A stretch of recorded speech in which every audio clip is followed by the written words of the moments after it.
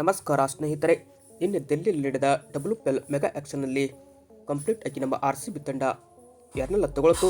WPL RCB action ಬಳಿಕ ನಮ್ಮ RCB ತಂಡ ಯಾವ ಥರ ಇದೆ, ಬೆಂಕಿ ತಂಡ ಯಾವ ಥರ ಇರಲಿದೆ ಅಂತ ಈ ಒಂದು ವಿಡಿಯೋದಲ್ಲಿ ನಾನು ತಿಳಿಸ್ಕೊಡ್ತಾ ಹೋಗ್ತೀನಿ. ಅದಕ್ಕಿಂತ ಮುಂಚೆ ಯಾರೆಲ್ಲ ನಮ್ಮ ಒಂದು ಯೂಟ್ಯೂಬ್ ಚಾನಲ್ಗೆ ಇನ್ನೂ ಕೂಡ ಸಬ್ಸ್ಕ್ರೈಬ್ ಆಗಿಲ್ಲ ಅಂದರೆ ಈ ಕೂಡಲೇ ಸಬ್ಸ್ಕ್ರೈಬ್ ಆಗಿ, ಹಾಗೆಯೇ ನೀವು RCB ತಂಡದ ಅಭಿಮಾನಿಗಳಾಗಿ ಈ ಒಂದು ವಿಡಿಯೋ ನೋಡೋದಲ್ಲಿ ದಯವಿಟ್ಟು ತಪ್ಪದೆ ಒಂದು ಲೈಕ್ ಮಾಡಿ. ಇನ್ನು RCB ತಂಡ ಒಟ್ಟಾರೆಯಾಗಿ ನಿನ್ನೆ ದಿವಸ 12 ಜನ ಆಟಗಾರ್ತಿಯರನ್ನ ಖರೀದಿ ಮಾಡಿದೆ. ಅದರಲ್ಲಿ 6 ಓವರ್ಸೀಸ್ ಆಟಗಾರ್ತಿರಿದ್ರೆ ಉಳಿದವರು 6 ಆಟಗಾರ್ತಿಯರು ನಮ್ಮ ಭಾರತೀಯ ಆಟಗಾರರು. ಟೋಟಲ್ ಆಗಿ ನಾವು ಸ್ಪೆಂಟ್ ಮಾಡೋದು ಇಲ್ಲಿ 15 ಕೋಟಿ ರೂಪಾಯಿಯನ್ನ RCB ತಂಡ ಖರ್ಚು ಮಾಡಿದರೆ ನಮ್ಮ ಹತ್ರ ಯಾವುದೇ ಹಣ ಕೂಡ ಇಲ್ಲಿ ಉಳಿದಿಲ್ಲ. ಇನ್ನು ಮೊದಲನೇದಾಗಿ ನಾವು RCB WPL ಮೆಗಾ ಆಕ್ಷನ್ನಲ್ಲಿ ಯಾರನ್ನ ಪರ್ಚೇಸ್ ಮಾಡಿದೆ ಅಂತ ಕೇಳ್ತಾ ಅಂದರೆ 60 ಲಕ್ಷ ರೂಪಾಯಿಗೆ ಆಸ್ಟ್ರೇಲಿಯಾದ ಈ ಬಿಗ್ ಹಿಟ್ಟರನ್ನ RCB ಇಲ್ಲಿ ಖರೀದಿ ಮಾಡಿತ್ತು. ಜಾರ್ಜಿಯಾ ವಾಲ್ ಅವರು RCB ತಂಡಕ್ಕೆ ಈಗ ಬಂದರು. ಬಟ್ ಸ್ಮೃತಿ ಮಂದನ ಜೊತೆ ಒಂದು ಒಳ್ಳೆಯ ಓಪನಿಂಗ್ ಜೋಡಿಯನ್ನು ನಮ್ಮ RCB ತಂಡ ಹುಡುಕಾಟದಲ್ಲಿತ್ತು. ಹೀಗಾಗಿ ಜಾರ್ಜಿಯಾ ವಾಲ್ ಅವರ ಸ್ಫೋಟಕ ಇನ್ನಿಂಗ್ಸ್ RCB ತಂಡಕ್ಕೆ ಇಲ್ಲಿ ಅವರನ್ನು ಕರೆತಂದಿದೆ.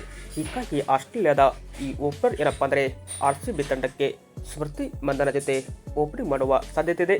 ಎರಡನೇದಾಗಿ ನದಿನ್ ಡಿಕ್ಲಾರ್ಕ್ ಕೂಡ 65 ಲಕ್ಷ ರೂಪಾಯಿಗೆ RCB ತಂಡಕ್ಕೆ ಎಂಟ್ರಿ ಕೊಟ್ಟರು. ಸೌತ್ ಆಫ್ರಿಕಾದ ಆಲ್ರೌಂಡರ್ ಈಗ ನಮ್ಮ RCB ತಂಡಕ್ಕೆ ಬಂದಿದ್ದಾರೆ. ಇವರಂತರ ಬಿಗ್ ಹಿಟ್ಟರ್ಗೆ ಹೆಸರುವಾಸಿ.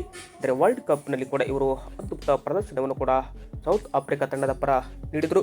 ಇನ್ನು ರಾಧಾ ಯಾದವ್, ಭಾರತೀಯ ಆಟಗಾರ್ತಿ ರಾಧಾ ಯಾದವ್ ಕೂಡ 65 ಲಕ್ಷ ರೂಪಾಯಿಗೆ ನಮ್ಮ ಟೀಮ್ RCBಗೆ ಎಂಟ್ರಿ ಕೊಟ್ಟರು. ಇವರಂತರ ಸ್ಲೋ ಲೆಫ್ಟ್ ಆರ್ಮ್ ಸ್ಪಿನ್ ಬೌಲಿಂಗ್ನಲ್ಲಿ ಹೆಸರುವಾಸಿ.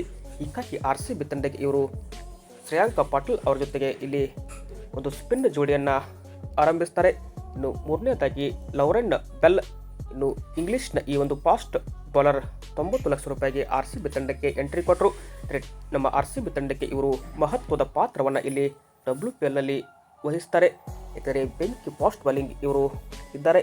ಇನ್ನು ಐದನೇದಾಗಿ ಲಿನ್ಸ್ಲೆ ಸ್ಮಿತ್, ಇನ್ನು ಇಂಗ್ಲೆಂಡ್ನ ಈ ಒಂದು ಆಟಗಾರ್ತಿ 30 ಲಕ್ಷ ರೂಪಾಯಿಗೆ RCB ತಂಡಕ್ಕೆ ಎಂಟ್ರಿ ಕೊಟ್ಟರೆ ಲೆಫ್ಟ್ ಆರ್ಮ್ ಆರ್ಥೋಡಾಕ್ಸ್ ಅಂದರೆ ಇವರು ಕೂಡ ಸ್ಪಿನ್ ಬೌಲಿಂಗ್. ಇನ್ನು ಪ್ರೇಮ ರಾವತ್ 20 ಲಕ್ಷಕ್ಕೆ ಭಾರತೀಯ ಯಂಗ್ ಗನ್ ಆದಂತಹ ಪ್ರೇಮ ರಾವತ್ ಅವರು ನಮ್ಮ RCB ತಂಡಕ್ಕೆ ಇಲ್ಲಿ RTM ಮುಖಾಂತರ ಮತ್ತೆ ತಂಡಕ್ಕೆ ವಾಪಸ್ಸಾಗಿದ್ದಾರೆ. ಇವರು ಕೂಡ leg break right bowler. Spin ಬೌಲಿಂಗ್ಗೆ ಪ್ರೇಮ ರಾವತ್ ಅವರು ಹೆಸರುವಾಸಿ. ಇನ್ನು ಅರುಂಧತಿ ರೆಡ್ಡಿ, ಇನ್ನು ಭಾರತೀಯ ವರ್ಲ್ಡ್ ಕಪ್ನಲ್ಲಿ ಪ್ರಮುಖ ಪಾತ್ರ ವಹಿಸಿದ ಅರುಂಧತಿ ರೆಡ್ಡಿ ಕೂಡ ನಮ್ಮ RCB ತಂಡಕ್ಕೆ 75 ಲಕ್ಷ ರೂಪಾಯಿಗೆ ಎಂಟ್ರಿ ಕೊಟ್ಟರು. ರೈಟ್ ಹ್ಯಾಂಡ್ ಫಾಸ್ಟ್ ಬೌಲರ್ ಆದ ಇವರು ಬ್ಯಾಟ್ ಮಾಡುವ ಎಬಿಲಿಟಿ ಕೂಡ ಇಲ್ಲಿ ಹೊಂದಿದ್ದಾರೆ. ಇನ್ನು ಪೂಜಾ ವಸ್ತ್ರಾಕರ್, ಟೀಮ್ ಇಂಡಿಯಾ ವರ್ಲ್ಡ್ ಕಪ್ನಲ್ಲಿ ಕೂಡ ಇವರು ಸ್ಕ್ವಾಡ್ನಲ್ಲಿದ್ದರು. 85 ಲಕ್ಷ ರೂಪಾಯಿಗೆ ನಮ್ಮ RCB ತಂಡಕ್ಕೆ ಇವರು ಎಂಟ್ರಿ ಕೊಟ್ಟರೆ ರೈಟ್ ಆರ್ಮ್ ಫಾಸ್ಟ್ ಮೀಡಿಯಂ ಬಾಲನ್ನು ಮಾಡುವ ಕೆಪಾಸಿಟಿ ಹೊಂದಿದ್ದಾರೆ. ಜೊತೆಗೆ ಇವರು ಬ್ಯಾಟಿಂಗ್ ಮಾಡುವ ಎಬಿಲಿಟಿ ಕೂಡ ಇದೆ. ಇನ್ನು ಕ್ರೇಸ್ ಹ್ಯಾರಿಸ್, ಇನ್ನು ಆಸೀಸ್ನ ಈ ಒಂದು ದಿಗ್ಗಜ ಆಲ್ರೌಂಡರ್ ಏನಪ್ಪ ಅಂದರೆ ನಮ್ಮ RCB ತಂಡಕ್ಕೆ 75 ಲಕ್ಷ ರೂಪಾಯಿಗೆ ಎಂಟ್ರಿ ಕೊಟ್ಟರು. ಬಿಗ್ ಹಿಟ್ಟರ್ಗೆ ಹೆಸರುವಾಸಿಯಾದಂಥ ಕ್ರೇಸ್ ಹ್ಯಾರಿಸ್ ಅವರನ್ನ RCB ತೆಗೆದುಕೊಂಡದ್ದು ಒಂಥರ ಬ್ಯಾಟರ್. ಜೊತೆಗೆ ಇವರು ಆಫ್ ಬ್ರೇಕ್ ಬೌಲಿಂಗ್ನಲ್ಲಿ ಕೂಡ ನೆರವಾಗ್ತಾರೆ.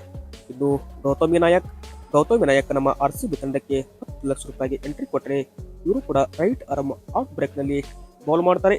ಇನ್ನು ಪ್ರತ್ಯೂಷ್ ಕುಮಾರ್ ಇವರು ಕೂಡ 10 ಲಕ್ಷ ರೂಪಾಯಿಗೆ ನಮ್ಮ RCB ತಂಡಕ್ಕೆ ಬ್ಯಾಕಪ್ ವಿಕೆಟ್ ಕೀಪರ್ ಆಗಿ ಎಂಟ್ರಿ ಕೊಟ್ಟರು. ನಮ್ಮ ತಂಡದಲ್ಲಿ ಆಲ್ರೆಡಿ ಈಗ ರಿಚಾ ಘೋಷ್ ಇದ್ದಾರೆ. ಬಟ್ ರಿಚಾ ಘೋಷ್ ಅವ್ರಿಗೆ ಏನಾದರೂ ಇಂಜುರಿ ಆಯಿತು ಅಂದರೆ ಇಲ್ಲಿ ಅವರಿಗೆ ಬ್ಯಾಕಪ್ ವಿಕೆಟ್ ಕೀಪರ್ ಆಗಿ ಪ್ರತ್ಯೂಷ್ ಕುಮಾರ್ ಅವರು ನಮ್ಮ ತಂಡದಲ್ಲಿದ್ದರೆ, ಕೊನೆಯದಾಗಿ ನಾವು ಡಯಾನಾ ಹೇಮಲತಾ ಅವರನ್ನ ತಂಡದಲ್ಲಿ ನೋಡ್ಬೋದು. ಇವರು 30 ಲಕ್ಷಕ್ಕೆ ನಮ್ಮ RCB ತಂಡಕ್ಕೆ ಎಂಟ್ರಿ ಕೊಟ್ಟರೆ ಸ್ಪಿನ್ ಜೊತೆಗೆ ಬ್ಯಾಟಿಂಗ್ ಮಾಡುವ ಎಬಿಲಿಟಿ ಕೂಡ ಇವರು ಹೊಂದಿದ್ದಾರೆ. ನಮ್ಮ ಟೀಮ್ ಇಂಡಿಯಾ ವರ್ಲ್ಡ್ ಕಪ್ನಲ್ಲಿ ಕೂಡ ಇವರು ಸ್ಥಾನ ಪಡೆದುಕೊಂಡಿದ್ದರು. ಇಲ್ಲಿ ಕರ್ನಾಟಕದ ಆಟಗಾರ್ತಿ ಪ್ರತ್ಯೂಷ್ ಕುಮಾರ್ ಅವರು ನಮ್ಮ RCB ತಂಡದಲ್ಲಿ ಸದ್ಯಕ್ಕಿದ್ದಾರೆ. ನಮ್ಮ RCB ತಂಡ ಸದ್ಯಕ್ಕೆ ಇಷ್ಟು ಜನ ಆಟಗಾರ್ತಿಯರನ್ನ 12 ಜನ ಆಟಗಾರ್ತಿಯರನ್ನ ಇಲ್ಲಿ ಖರೀದಿ ಮಾಡಿದರೆ ಅದರಲ್ಲಿ 6 ಜನ ಫಾರಿನ್ ಆಟಗಾರ್ತಿದ್ದಾರೆ. ಅಂದರೆ ಇಲ್ಲಿ ಜಾರ್ಜಿಯಾ ವಾಲ್ ಆಗಿರ್ಬೋದು, ನದಿನ್ ಡಿಕ್ಲಾರ್ಕ್, ಲೌರೆನ್ ಬೆಲ್, ಸ್ಮಿತ್, ಜೊತೆಗೆ ಇಲ್ಲಿ ಕ್ರೇಸ್ ಹ್ಯಾರಿಸ್ ಇವರೇನಪ್ಪ ಅಂದರೆ ಫಾರಿನ್ ಆಟಗಾರ್ತಿಯರು. ಇದು ಏನಪ್ಪ ಅಂದರೆ RCB ತಂಡವಾಗಿದೆ. ಬಟ್ ಆಕ್ಷನ್ ಬಳಿಕ ನಮ್ಮ RCB ತಂಡ ಒಂಥರ ಬಿಗ್ ತಂಡವಾಗಿ ಇಲ್ಲಿ ಕಾಣಿಸ್ತಿದೆ. ನಿಮಗೆ ಈ ಒಂದು ತಂಡದ ಬಗ್ಗೆ ಅನಿಸಿಕೆ ಏನಾದರೂ ಇದ್ದರೆ ತಪ್ಪದೆ ಕಮೆಂಟ್ ಬಾಕ್ಸಲ್ಲಿ ನಿಮ್ಮ ಅನಿಸಿಕೆಯನ್ನು ಕಮೆಂಟ್ ಮಾಡಿ. Thank you.